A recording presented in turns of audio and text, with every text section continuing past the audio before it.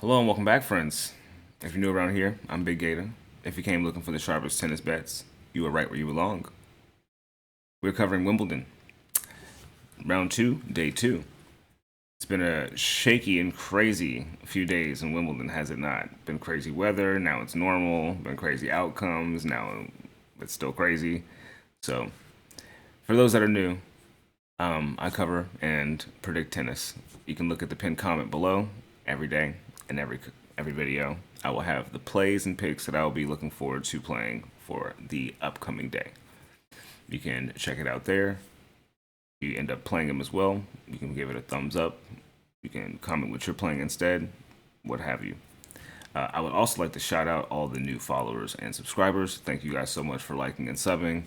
We have doubled our sub count. So I know we're on a bit of a kicker right now, but we're going to kick it back up just because we've doubled and there's more of us now, and we're going to get some money. That's just that's my honest truth. Today we're going to get us some money. So thank you guys for subbing and doubling up what we had. I took a break from Clay, and we had 70 subs then. Now we have almost 140. So thank you. It's awesome. So, without further ado, I think it's only right to continue on. But before we do continue on, we got to recap what happened in our last ticket. We took Leonard TN over 3.5 sets. He couldn't do it for us. It happens. But we still have Rinder Knetch and Bonzi, and one of the other tickets we have alive. So, good luck to them. And we took Fakina and Fritz in the money line as well. So, if you wanted to put those together, more than welcome to. But let's hop into round two, day two. I think the first match we have has been Shelton going against Rinky Hijikata. All right. So Rinky and Ben have actually played before. This would be their fourth time playing together. Thank God we have a sample of somebody playing somebody else recently on the grass. This is like the first. Ben bageled him in Mallorca last year. He beat him 6-4, 6-0. Safe to say, with both of these guys coming off straight sets, Alex Bolt being the one that had more reps on the grass,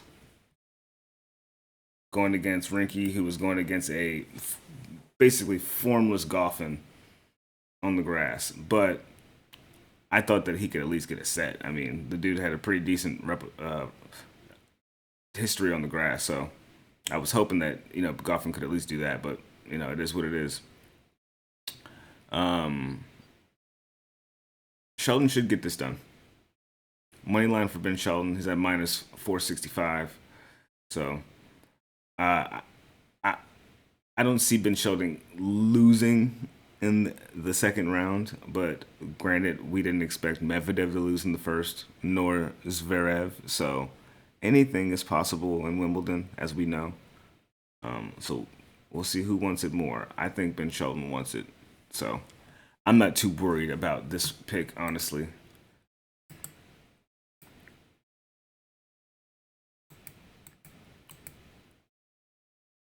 Any refuters? Anyone think that Ben Shelton doesn't get it done?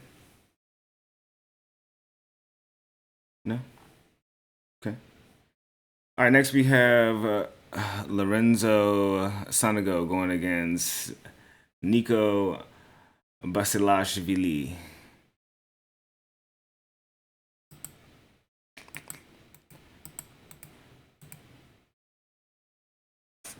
Make sure this is right.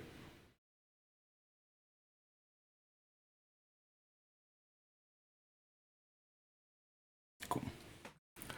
Yeah, so looks like Sonego, I think, did he win in straight sets? Yeah, he beat Fadia in straight sets, so he was looking pretty good. I didn't see any of that footage yet. But Basilashvili beat Musetti in 4 sets. He's been going through the qualies seemingly without too much of a problem. He's been dropping a set in all of them, that's for sure. So, him dropping a set to someone that Had a bit of a hot and cold start getting into the grass this season. Sonego did beat Jean-Leonard Struff and lost to Quentin Hallis in 3 sets. Then ended up, losing to Zverev in 3 sets as well, and lost to Ugo in straights. So him coming back and beating Fadia, it doesn't really mean a lot to me because Fadia isn't a grass player whatsoever. I'm pretty sure he's like a super clay player. Yeah. Clay and hard courts, but mostly on clay. So it doesn't really mean much to beat him in straight sets the way he beat him.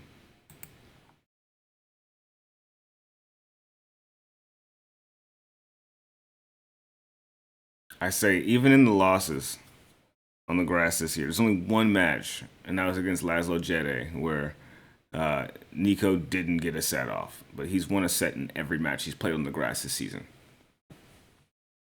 So that alone, him having more experience on the grass than Lorenzo as well, just a few more matches. He's 27 and 27 career-wise.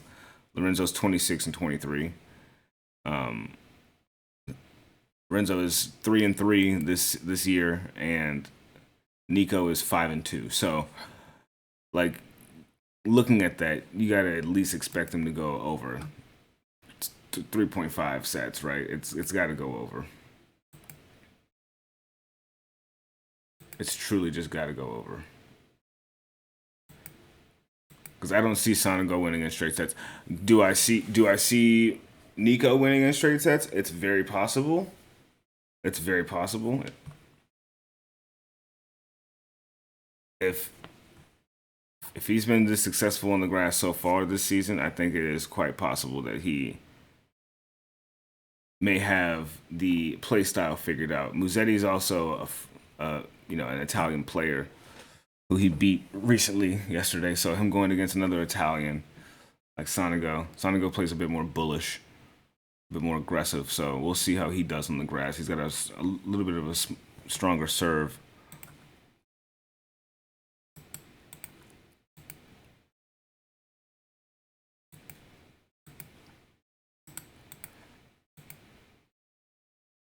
One thing I will say though, it's going to be a crap ton of aces potentially. Both of these guys serve really well on the grass so far. So something that I would look at for this one would be over 3.5 sets because of the serving and potentially aces. All right, who we have next?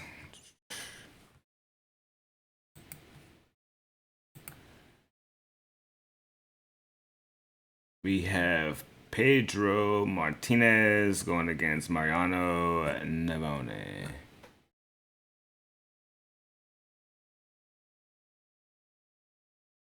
If I can find it.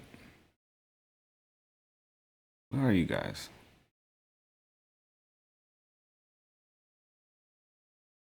Oh, there you are.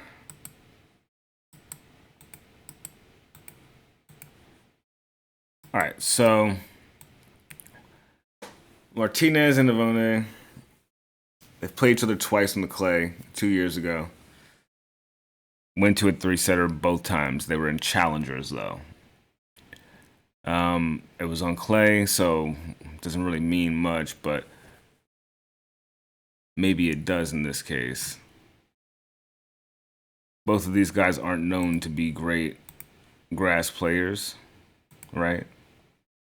Very low experience, but Martinez has 2 times as much, if not even 3 times as much. Was that 18, 19 matches on the grass his career, going against Navone, who has had 7. Right, so he's almost 3 times as much playing time, has 3 times as much playing time on the grass. So even though he's lost a few this season, he's winning where it mattered. He beat the hometown favorite on the books, Lofhagen. who's yet to have an ATP win this season, even though he was the favorite. Don't know why that was the case. That was free money. Don't know why we didn't take that. And then we have Navone, who, you know, he retired in Mallorca, or he went against Ofner, who retired in Mallorca, and then lost to Basilashvili in straights in the qualies. Like, it's, but then he ended up beating Denis Shapovalov, seemingly after losing the first set. So, the hell. I didn't get to see how Denis played, so I don't know if like it was a true wet the bed situation or not, or if he got actually outplayed. I don't know. It's kind of hard to say for that match. I would leave that one alone. I won't be touching that one. I don't have a pick for that one. And whoa, do we have a circus match for the ages? This one's just screaming like do not touch at all. And that is Dimitrov going against Moutet. We got Grigor Dimitrov going against Corentin Moutet. What the fuck? What the fuck?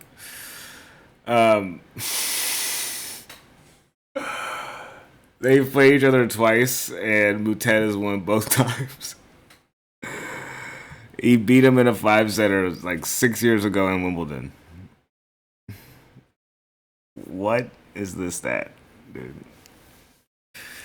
They haven't played each other in over 5 years, so it's safe to say these stats don't matter anymore, but wow.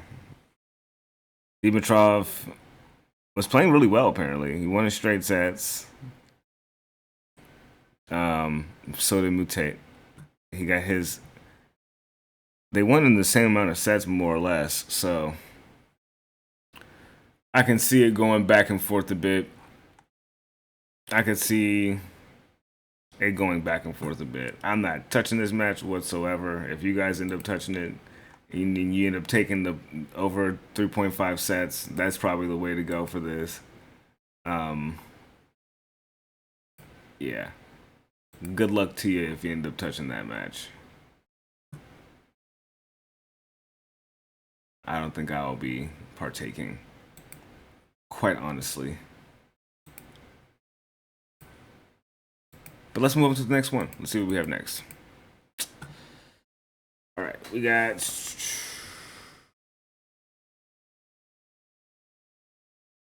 Martin Fucsovics going against Gael Monfils.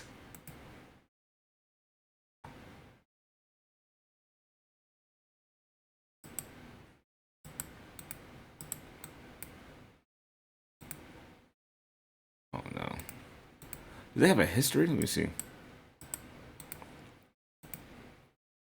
Yeah. Never played on the grass before. But Gael has gotten the best of him 3 out of 4 times.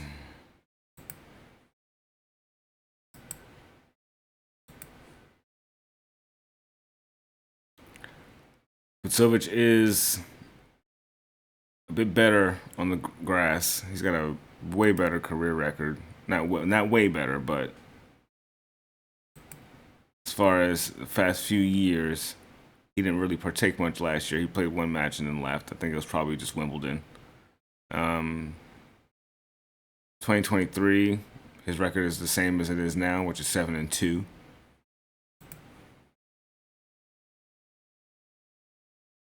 About 2 years ago, he ended up making it to the semis in Stuttgart, getting lost to Tiafoe in straights.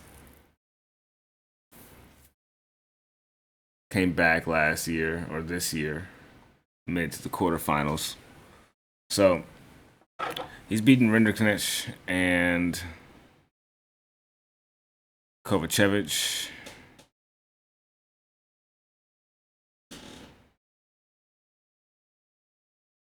He's beaten Gedon in the past. I like this match being another long one. I don't know how much Gael has in the tank, but out of every match they've played together, Monfils has gotten a set. So, at the very least, Monfils is going to get a set.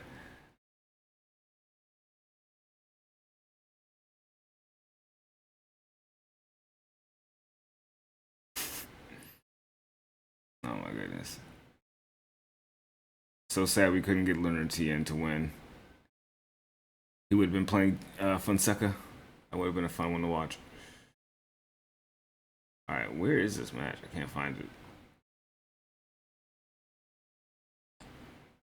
There it is. They have Gale at plus 100 to win. So it's pretty close on who they think is going to win. Them going to 4 sets is minus 215. So it's a clear over that we're looking at here for this one. Both of these guys tend to get sets against each other. The last time they played each other was on the clay in 2024.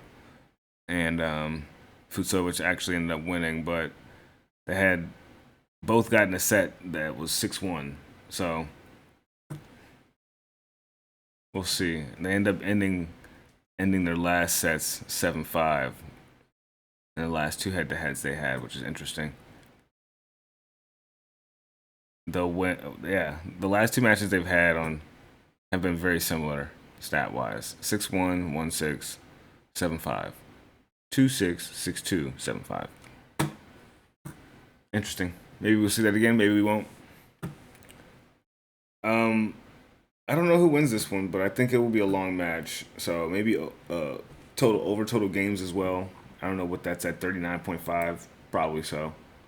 I'd cut it down to 36.5 or 36, so it's 35.5.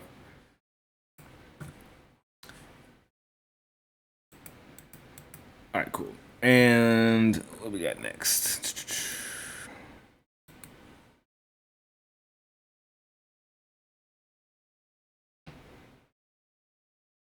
Tommy Paul and Sebastian Ofner. Looking forward to that one. Tommy Paul has played him once before, 2 years ago, in Shanghai. Bageled him in the second set, and then 6-3 in the first.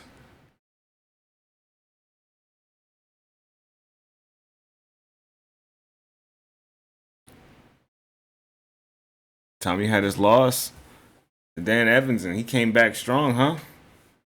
Lost in 3 sets, came back and winning in straights. Ofner has been retiring, or he retired in Mallorca and then got lucky against Medjedovic, who ended up retiring on him in the second set. So he got an ex machina. Easy pass to the second round. Tommy Paul's gonna give him a rude awakening, huh? What do we think?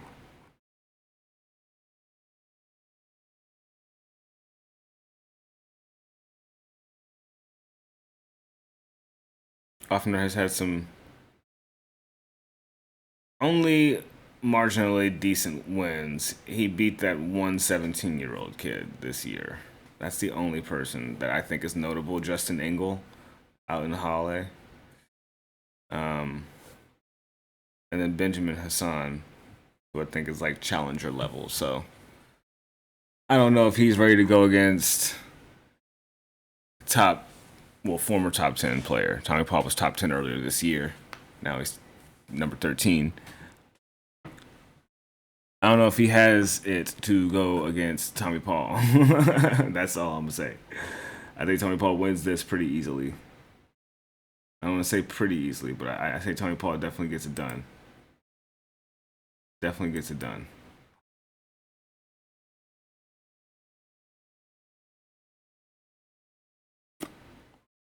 Why are these?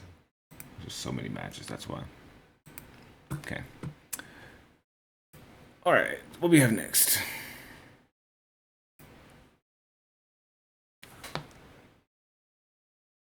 Sorry, I have to like look at a schedule for this because the books are all over the place. Next we have Fabian Marozsan going against Jaume Munar. Munar's been playing really well, man. I try to tell y'all, man. He does not. He's like a flea. He sticks to those points, man. He stays in points so well.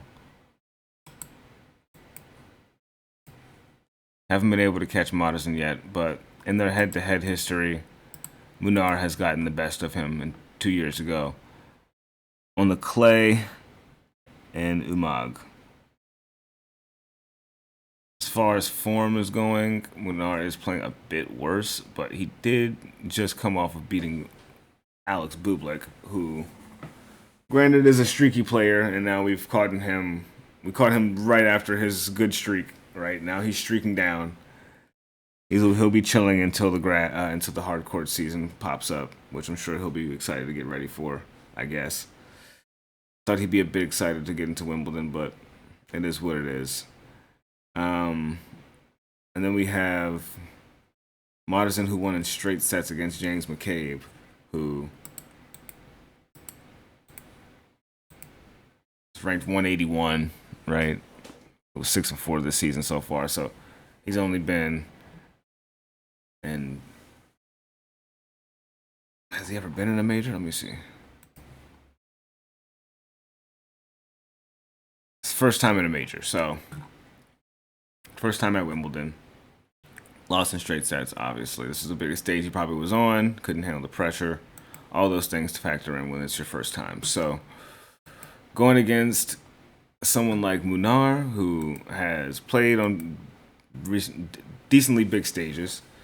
He's played against some of the best. He's kept close with some of the best. I like him winning this match. I'm favoring him to get this match done. Even though he's 6-16 on the grass, he's going against somebody who is 5-8. So,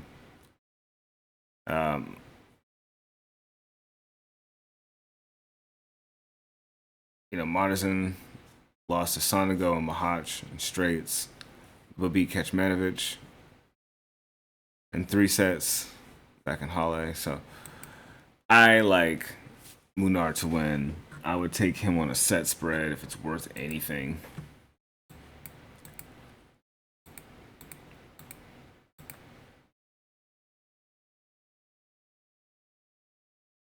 Probably like -600 would be a parlay piece, or for him to get a set. Let me see, how much is him to get a set? -700, yeah. So, I mean, that is like as ironclad of a pick you're going to get. I don't think he loses to Marozsan in straight sets. I just don't think so. I do not think so. And I could be very wrong, but I really don't think so. I think it's quite unlikely. So, that being said, we can pop on to whatever's next, which should be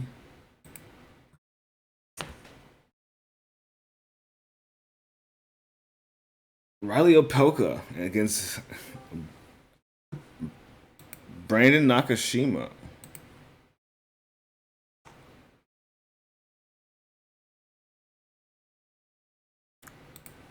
One second. Sorry about that.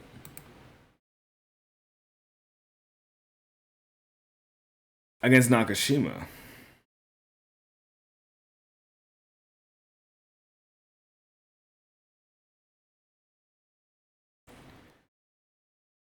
Looking for their head-to-head.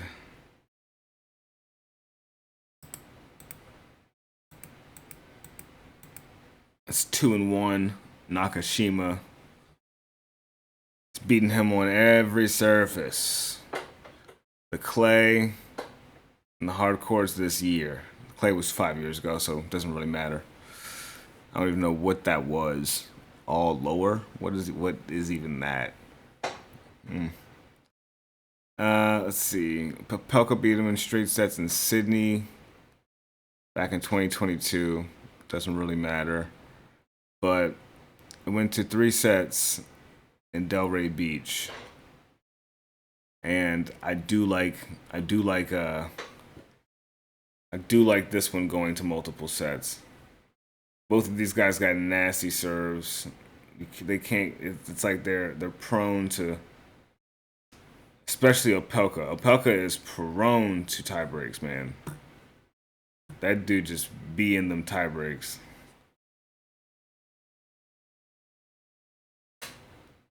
I want to say every match he's played, except for the one against Mensik, had a tiebreak in it. Oh, that one in Bergs. Every grass match he's played, besides Bergs and Mensik, has had a tiebreaker in it. Nakashima is not a Mensik or a Bergs type of player. I see him as more of a Nick Jerry out of all the people that he's gone against, or Rinder Kanesh, as far as like playing style against Opelka, which those have led to tie breaks. The score against Rinder Kanesh and Opelka was 5-7, 6-7. So, and then 7-6, 6-3 against Jerry.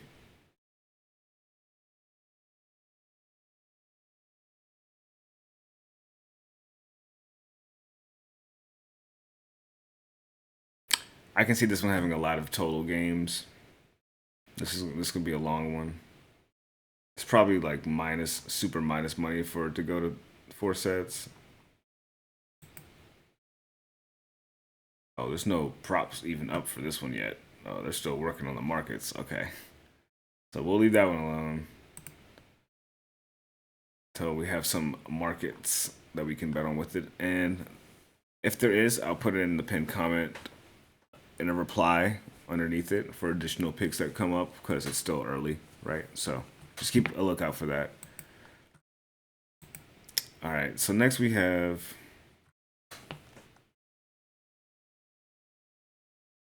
Dimitrov going against Cazaux. Arthur Cazaux and Dimitrov.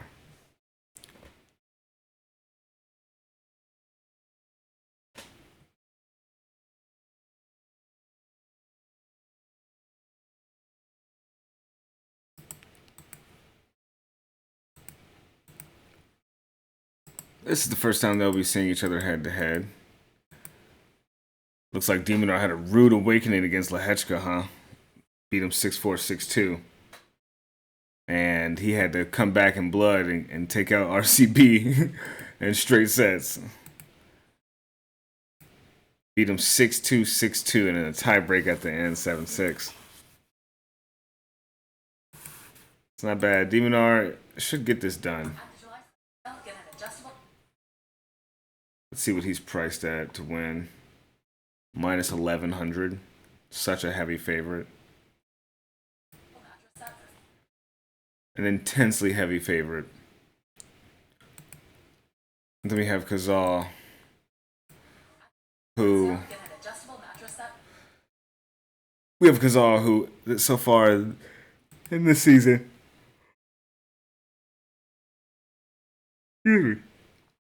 He's 4-1 so far, so he had that one spanking to Manarino in Nottingham, and so far since qualifiers, he's been going pretty crazy. He beat Adam Waltz, and he's been progressively playing more sets, so he could be a bit gassed going against a pretty well-rested Dimitrov that only had to play 3 sets. Do I think Cazaux gets a set off of Dimitrov?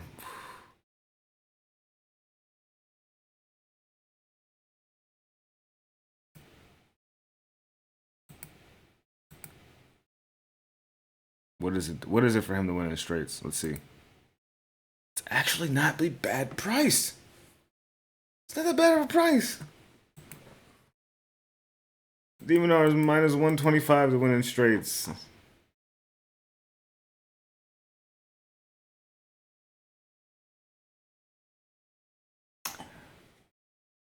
Not bad, right? Not mad at that.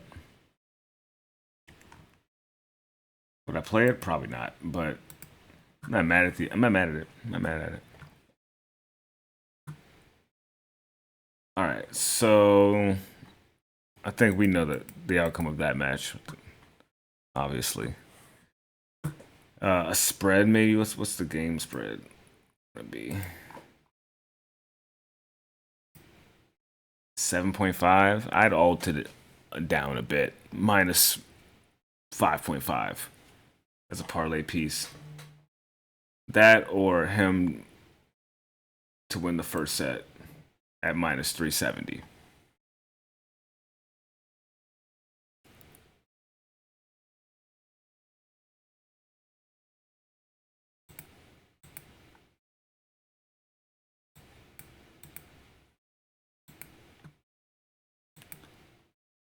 Okay.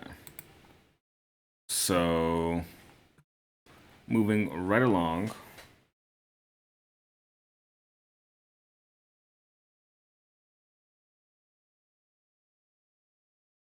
Let's see who we got left.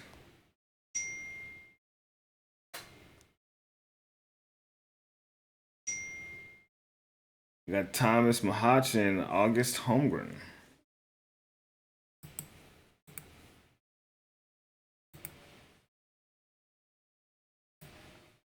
This will be the first time they're playing each other.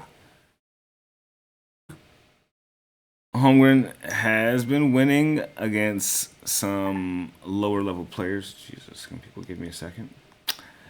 And then we have Machac, who won against Dimitrov Jamhu, sorry. So he looked like he was back out of whatever cloud fuckery Bublik put him through, and now he's in it to win it. I don't need to go too further into this. Machac is going to probably get this guy out of here. I know that there's been some upsets. I'd be heavily surprised if this guy loses to Holmgren. But it's worth nothing. So minus 780, that's a parlay piece. That'll get you a little to no bread. If you want to take him for a spread, maybe. Machac to win by like 4 games. Let me see if they have a minus 3.5. Nah. Him to win by 3 games is minus 500. That's not terrible.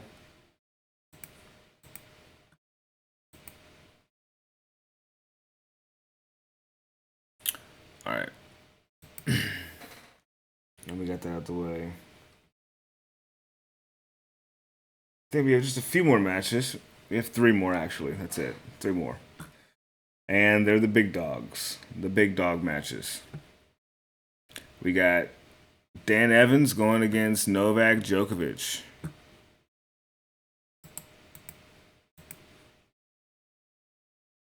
Believe it or not.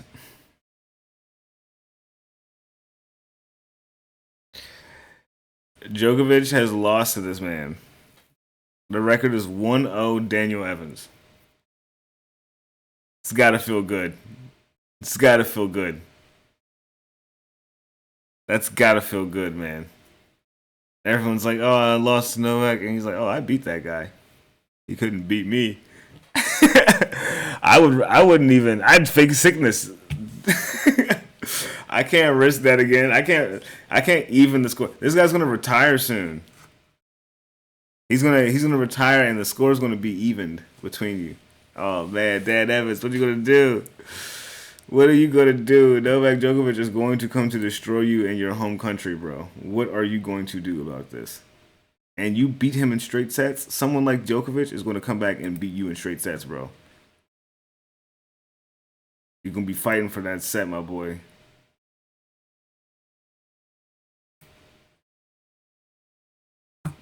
Djokovic has only played 1 match on the grass so far. And it's looking like Dan Evans, granted he went against Jay Clark, a very inexperienced grass player, but from the UK nonetheless. Got rid of him in straight sets. Djokovic did drop a set to Munar, which was crazy. I didn't expect that at all. But I guess when these guys get older, which he didn't do this last year, um, give up a set in the first game on the grass. You learn something every tour. You learn something every tour. So, looking at this, what do we think? We think Daniel Evans is going to get a set against Djokovic? Is it even remotely possible? Is it remotely possible? Djokovic lost a set to a tiebreak.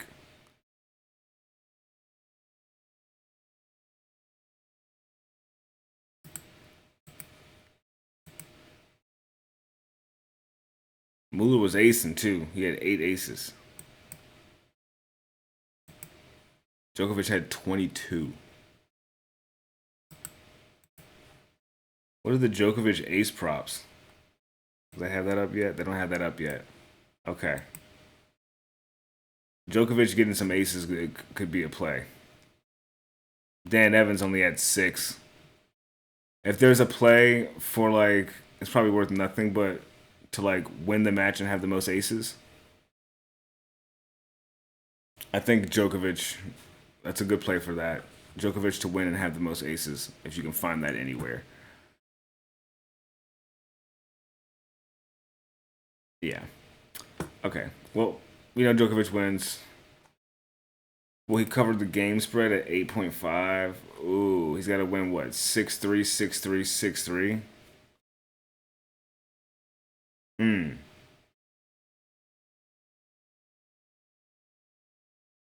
Hmm.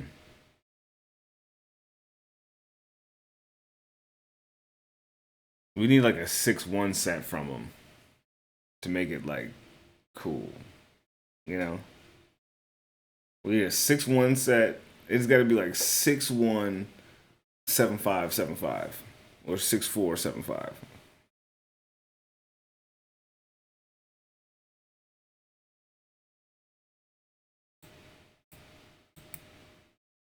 I like it at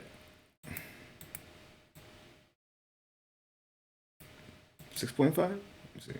What is that? 6.5. He's got to win by 2 in each set and then have a good set, I guess. In the minus, that's worth nothing. Yeah.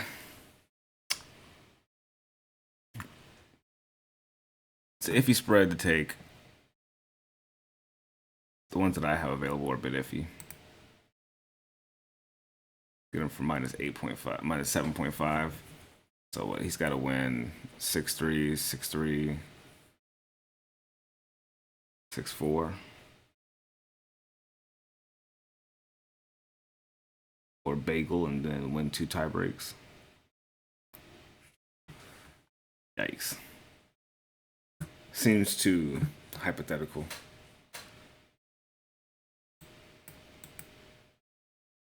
Him winning in straight sets should be the case.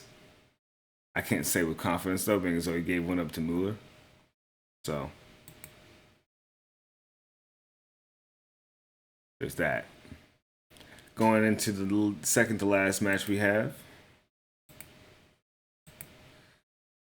the beloved Jack Draper going against Marin Cilic. And he's the favorite by minus 950.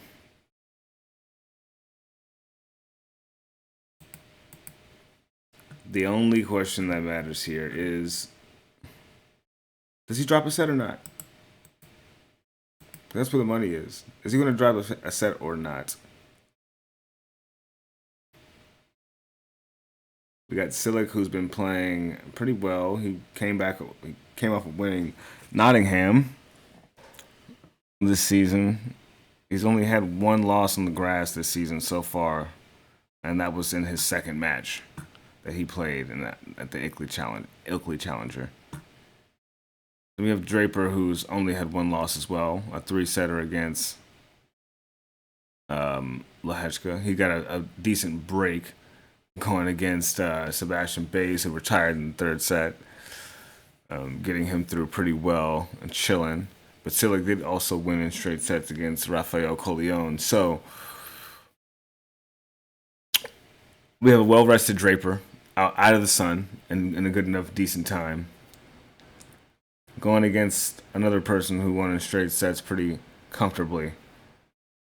What do we think about this? Like, is this guy going to get a set off Jack Draper? They've never played each other before. He's 13 years older than him.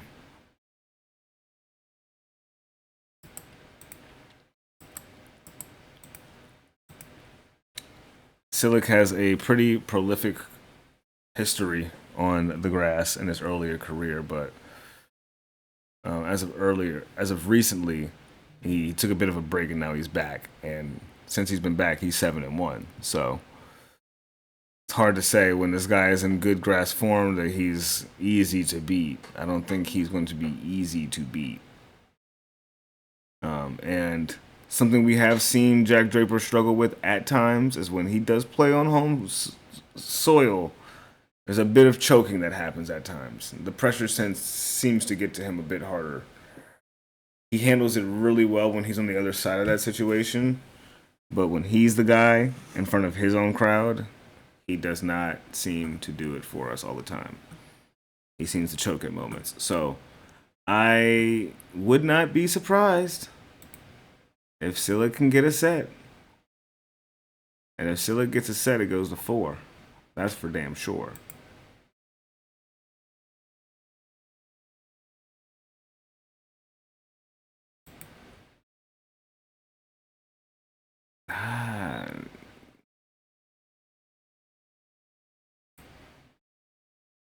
Yeah, that's an iffy one.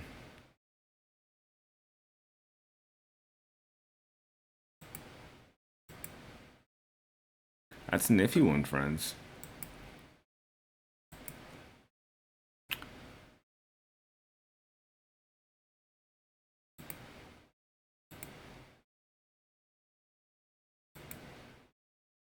I'm like looking at spreads. If this guy does lose.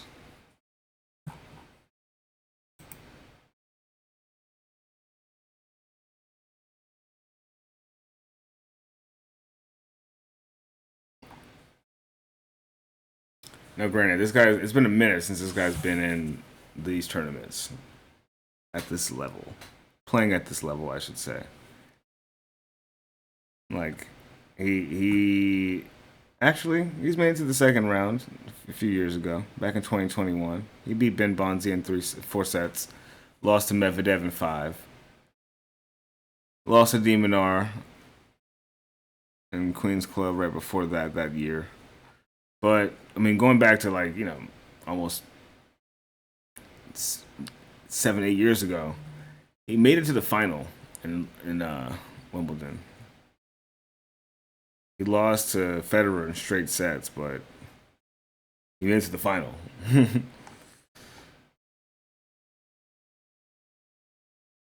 2 years before that, in 2015, he saw Djokovic in the quarterfinals. So he's lost to Andy Murray, Federer.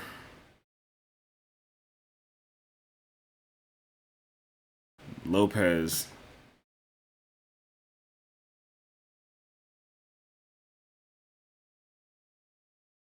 He beat Djokovic on grass in a final. So, I mean, these are things like, previous form, if it's coming back out again, something to worry about. This guy is 2 years younger than Djokovic. He has the experience on the grass, for sure. For sure. He's got a 72% win rate on the grass. Jack Draper has got a 62% win rate on the grass. Call me crazy. Call me absolutely batshit crazy. But this could be the upset match. This may be the upset match. Something upsetting could happen here.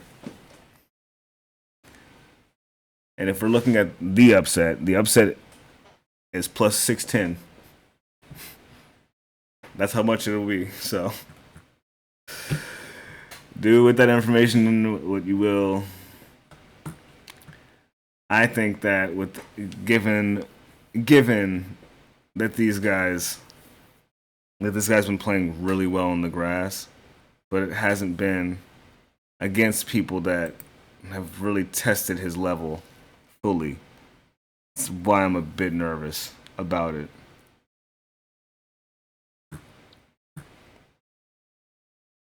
So I root for Jack Draper, but I fear there's an upset in that match somewhere. And then last but not least, we have Jannik Sinner, who at this point in time is looking like he is in the best form out of everybody that's played, out of these top people. He's looking like Robot Sinner again, and I'm loving that. So, he's played Vukic twice before, beat him in straight sets over 3 years ago. So, it's hard to say what that would mean now. Not much to me.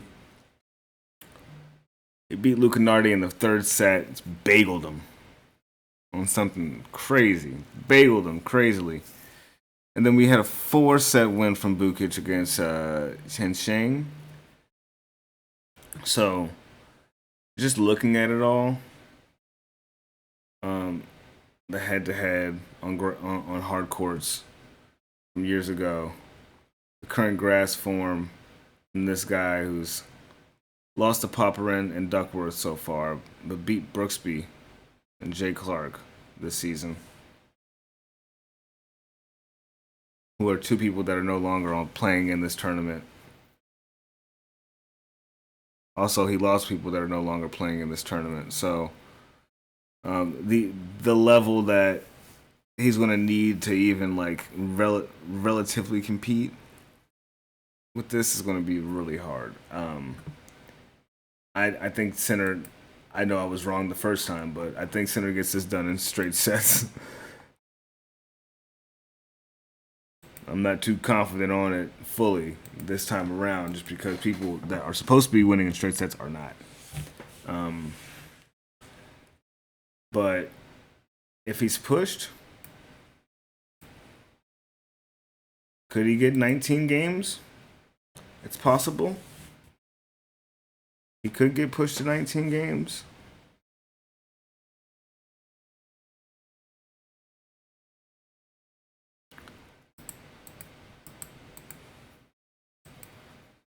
I think Jannik has been improving his movement on the grass. Last season he was 9-1.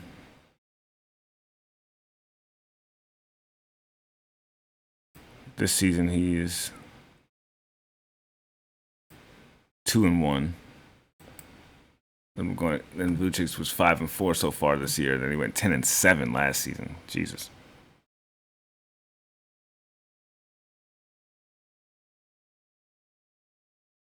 He's got a 55% win rate. Vukic going against Sinner, who has a 67% win rate on the grass. People he's dropped a set to on the grass has been Medvedev,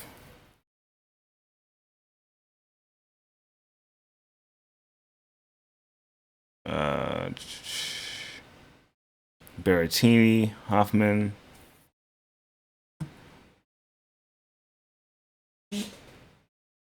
Safulin, Hallis,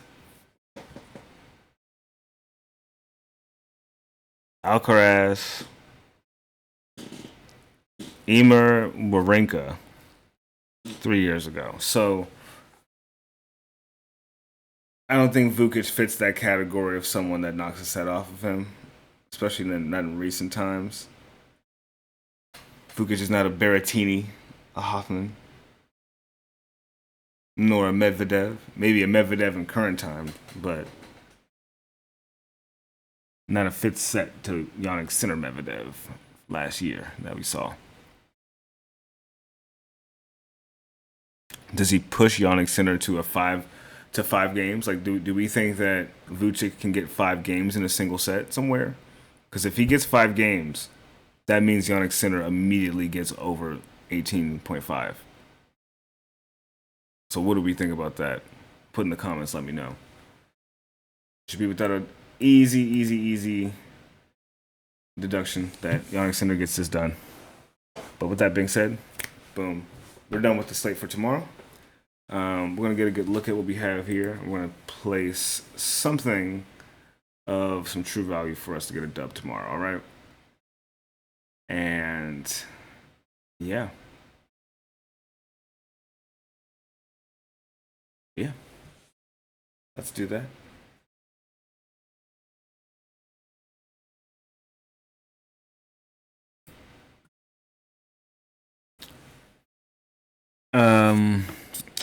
Before we sign off, though, what do we think about futures? I'm thinking right now with who's playing and how people are playing. I'm looking at Yannick Sinner to be an outright. Just looking at the condition that Novak was seemingly in, it seemed like he was having some type of physical difficulties during that match. I don't know if that was like a mental thing that he does to like keep people like thinking that he's gonna. I don't know. I don't know what it was. I'm not gonna say anything like that. But I think Yannick Sinner is playing the best right now. I think it's taking a little bit too long for Alcaraz to adjust. I think if he was in the same draw as someone like Sinner, these guys, Sinner in his form right now against Alcaraz in his form right now, I think Sinner has an edge. I think he's a bit sharper right now. It's taking this guy a bit longer to get down certain things. But granted, he also knows Yannick's play style, so that's the thing. He's struggling against people he doesn't play against often and have styles he hasn't seen because he hasn't seen anyone like this. He's played against a ranked 730 person and a 10 streak age 38-year-old who's retiring. So these two matches Alcaraz have been very, very odd for him. Once he gets his actual footing, it will be really hard to say, but I think that Sinner may take the whole thing. And he's been losing the past two. I think he gets this one. Third time's his charm. That's how I feel. Is Djokovic come and take it all? I don't know. Does he seem healthy enough? Not to me. As far as people making it to the semis, I'll get a good look in there as well. Let me see what we got.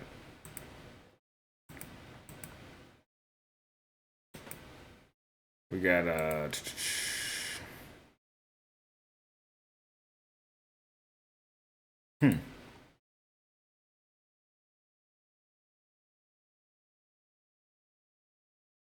crazy little pick that would be funny or kind of surprising, but not really. Munar or Machac would be an upset, and the Djokovic and Draper draw with Dimitrov. I think the upset is there. They don't even have what's his face in this draw on here.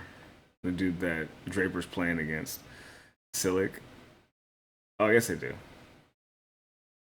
Yeah, Cilic could be the super upset here too. He's plus 10,000 to make it to the semis. Then we have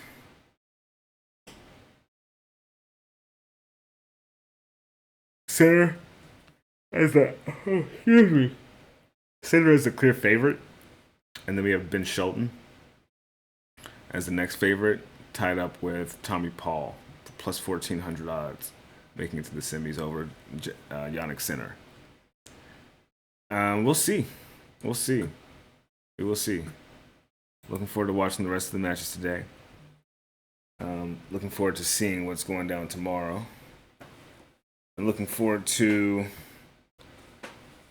my long weekend, my big patriotic weekend. So those who are in America, you got any plans, any travel plans that you got going on in 2 days for the 4th? Let me know. If you got any bets for baseball season, I know there's like good baseball games on the 4th of July around that time. There's like some weird home run stat that happens around that time. If you guys know about that, let me know. Um, yeah, I'll be back here tomorrow though. I'll be off. I'll be chilling. I'll be looking forward to it. You guys take care, all right? It's Big Gatah. Be well and peace.